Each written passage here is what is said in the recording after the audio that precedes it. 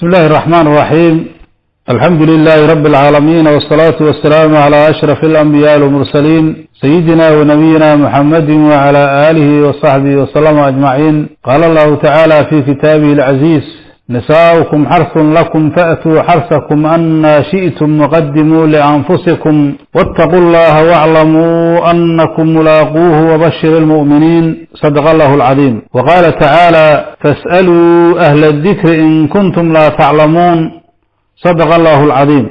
بسم الله الرحمن الرحيم. وحانو مارتيا دونينا إنانو مارتيا كجوون سؤالو نلكسو ويديي ودمداس يورب oo saddex su'aalooda marka insha Allah ta'ala su'aalahaas sida uu maartay fahamkeenu yahay shariicada islaamka ayaan maartay ahaan uga fiirinayna su'aalahaas waxa weeye waxa ugu horeeya midda ugu horeysa hadii aanu fiirino waxay markaasi la yiri haweentu waxay beer u tahay ninkeeda ay beer u tahay hadda waxa weeye arintaas waxa ay keenayso iyo xuduudda markaasi ninku naagta markaasi oo dhaqankiisa oo ku ekaanayo iyo inta markaasi uga banaan amuurahaas ayaa markaasaanu maartay wax uga soo qaadanayna midda ugu horeysa horta waxa weeye ilaahay baa dhahay subhanahu wa ta'ala: nisaa'ukum harsun lakum fa'tu harsakum anna shi'tum ilaahi. haweenkiina waxa weeye beer ay yihiin ee beertiina u taga sida aad doontaan ayuu ilaahay. marka haddaba aayadaas wuxuu ilaahay ku cadeynayaa haweenku inay beer u yihiin, laakiin hadda waa miisaal weeye. beerta waxa weeye abuur ayaa lagu ridaa, waa la abuuraa.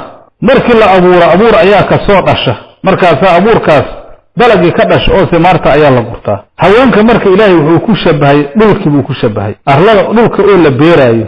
haddii haweenta loo tago zawjka iyo zawjadiisu isu tagaan manida markaasi imaahaysa ma eedana waxaa lagu shabahay abuurkii beerta lagu abuuraa lagu shabahay. waladka ilmaha ka dhalanaya gabadh wiil waxa uu noqdane zarciga amba dalagii ka soo baxaya abuurkaas ayaa lagu shabahay.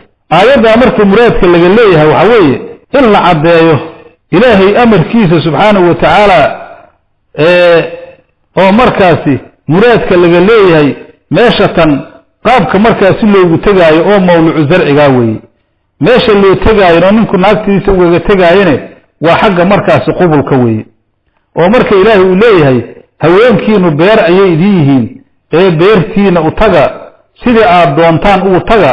hadda sida la doonayene waa kayfiye kasta oo markaasi jamaaca ah, sida mesela baayuu taagan qiyaam min qiyaam wa qu'ud wa dijaa' wa iqbal wa idbar, sida maartay culimadu markaasi ay ku fasireen aayada waa maartay asagoo maartay ninku ay taagan yihiin ama ay fadhiyaan ama maartay ay jiifaan ama iska soo horjeedaan ama ay sii jeedaan oo naagta ka sii jeeda ninka. laakiin meesha looga tagay maxay tahay waxa weeye waa maartay qubulka weeye. taas waxa weeye waa jimaaci maxalkiisa ilaahay u sameeyay oo halkaas weeye. waxa la yiraahdaa ta'miimul ahwaal ayaa la yiraahdaa. marka hadii la jimaaca haweenki ayadoo xagga sii jeeda laakiin farjiga ay tahay wax dhibaato ma laha.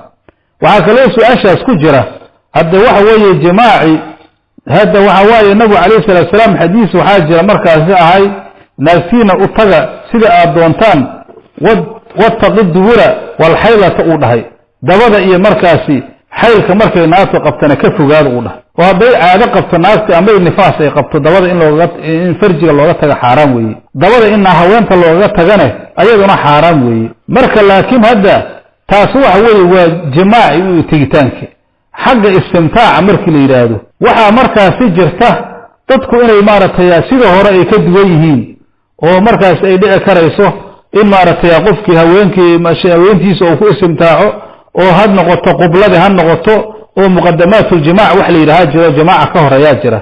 hadii mesela ay noqoto xagga maartay qiblada ama dhunkoosho ama shumiska waxa loo yaqaano oo markaasi meel kasta laga shuminaayo, haday noqoto maartay xagga kale istimtaaca waxa weeye intaas waa u banaan tahay. haday mesela dadku su'aalaha ay ka keenayaan sida hadda culimo badan kutubtooda ay ku qoreen maartay kutub badan ayaa jirto arrimahaas ka hadasha ayaa jirto. haddaan culimadan dambe casriga xataa ay wax badan ka qoreen marka hadii maraajicda kutubteena loo noqdane wax dhibaato aysan ka imaanaynin.